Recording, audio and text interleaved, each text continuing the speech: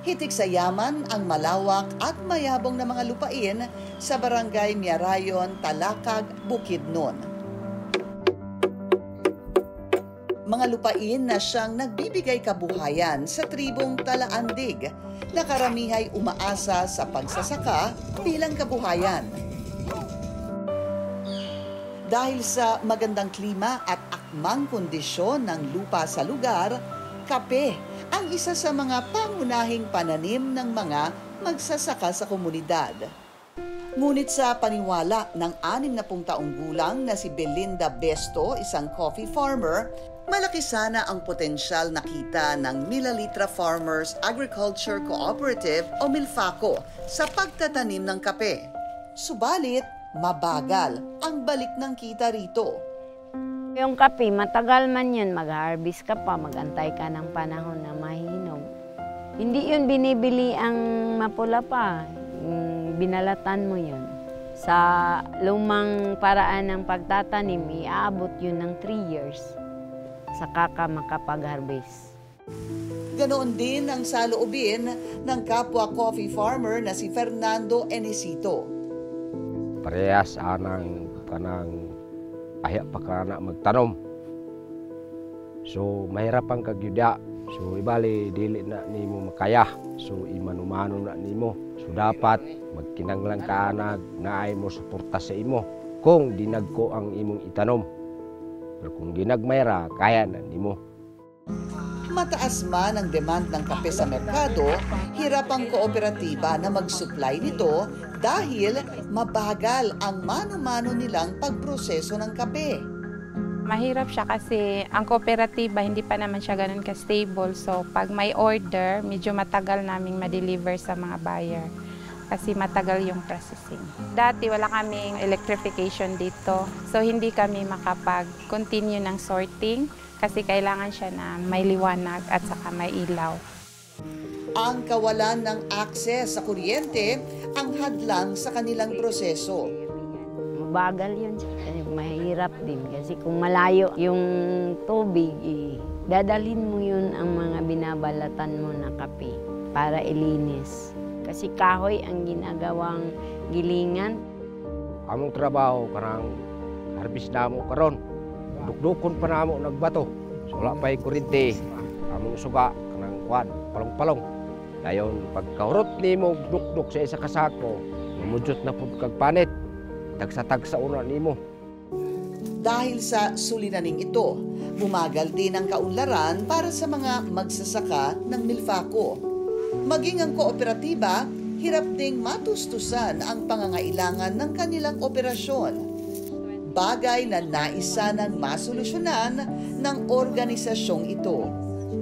They are selling coffees to the traders at a very low price, and that really doesn't justify the hard work that they put into producing their coffees.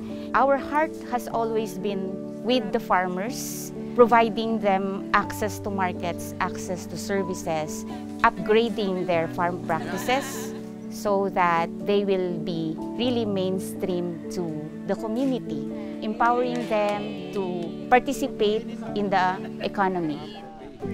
Para maihatid sa kooperatiba ang inaasam nitong progreso, inilapit ng ACDI Boca ang sitwasyon ng Milfaco sa Juan Meralco Foundation na kilala sa pagbibigay access ng kuryente gamit ang solar para sa mga magsasaka at sa iba't ibang malalayong komunidad sa bansa. We partnered with Juan Meralco Foundation. With this partnership, they were really able to restart their coffee agribusiness. Pinaka-problema ng Milfaco is hindi nila na paparami yung production nila sa kape nila. Award-winning yung kooperatiba pero at the same time, wala silang return of investment in terms of production value. 2022, nung nakipag-connect tayo sa ACDI Boca, tinignan natin yung post-harvest facility ni Milfaco at saka 2023 natin binigyan ng solar photovoltaic system yung processing facility nila. Sa tulong ng Agriculture and Livelihood Electrification Program ng Corporate Foundation ng Meralco, ang pinakamalaking power distribution company ng bansa, Naihatid sa Milfaco at coffee farmers ang matagal nang inaasam na serbisyo sa kuryente gamit ang solar technology.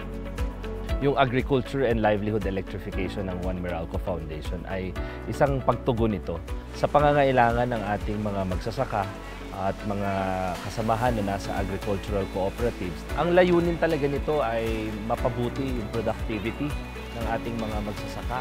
Tulad dito sa Talakag Bukidnon, nakikita natin yung mga coffee farmers malayo sa grid, yung kanilang coffee processing facility. Kaya minarapat naman ng One Meralco Foundation na gumamit ng solar power para matulungan ang kanilang productivity.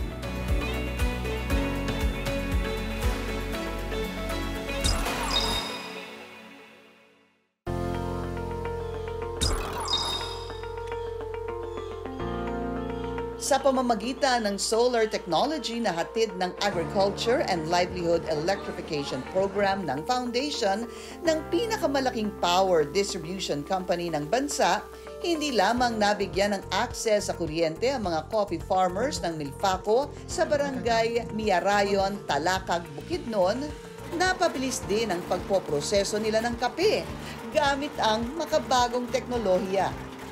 Nakipag-partner tayo doon sa ACDI VOCA at saka nalaman natin through our community assessment at saka technical assessment yung mga realities nila doon sa post-processing facility nila. Minabuti natin from our technical assessment na bigyan sila ng 5 kilowatt peak na solar photovoltaic system kasi ito yung magpapagana at magpapakuryente doon sa depulping machine nila, yung mga post-processing machineries nila.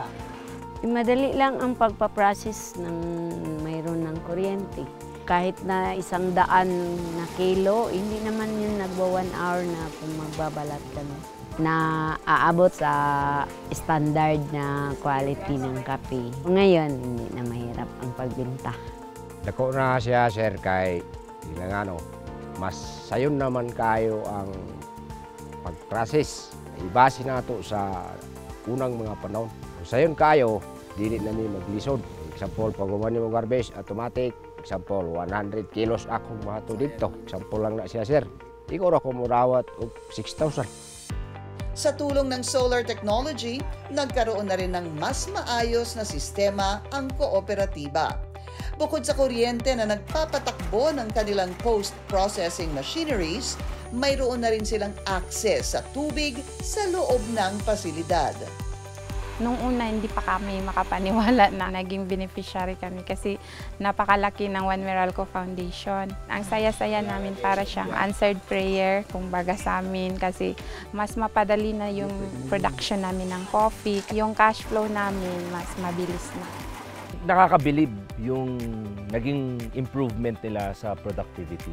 Iba talaga ang nagagawa ng kuryente para makagamit sila ng iba't ibang tools na dati mano-mano ang kanilang pagde-depulp ng kape. Ngayon ay nagagawa na yan ng kanilang machine. Higit pa sa ginhawang hatid ng kuryente sa kanilang kabuhayan, dala rin ng progresong ito ang kaunlaran sa personal na buhay ng mga magsasaka na kanilang nagagamit upang maiangat ang kanilang mga sarili sa kahirapan. Nagkaroon din sila ng savings. Nagagamit na nila ito sa iba pang bagay na pangangailangan nila para ma-improve ang kanilang coffee processing facility.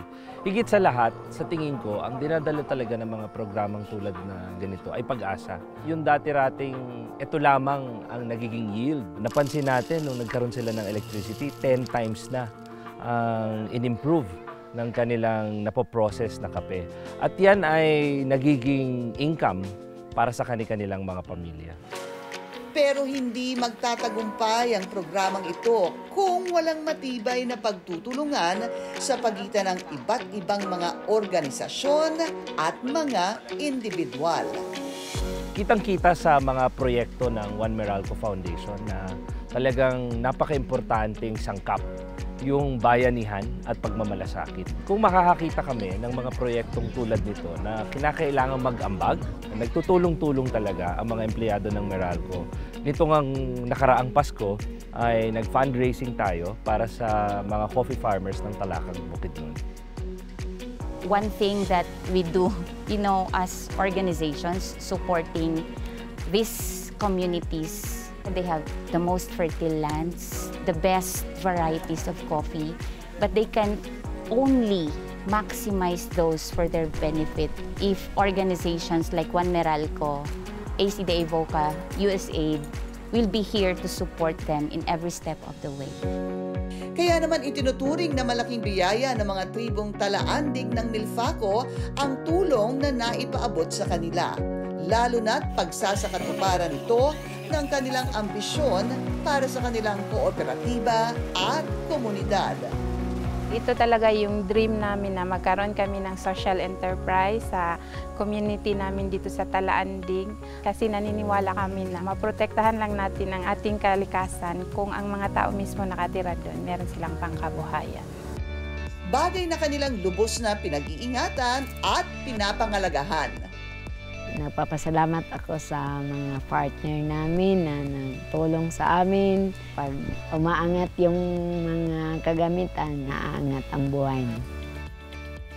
Kanang kape mo na usa ka nakahatag sa ako pagmasayon sa eskwela patong akong bata. So nakaumang gyud sila, dako kayo pasalamat sa kape. So karon nagpanayon gyud gyapon kog tanom. Para talaga maging inclusive ang development, kailangan tayong tumugon sa pangangailangang pangkalusugan ng ating mga kababayan. In this case, sa agricultural and livelihood nila. Mapalad tayo na meron ng mga teknolohiya ngayon tulad ng solar power systems na hindi kinakailangan ng napakalaking investment. Kahit papaano ay naaabot ito ng mga organisasyon at naririto naman ang Juan Meralco Foundation para naman talaga dalin ang benefits ng solar power sa mga communities sa ating bansa.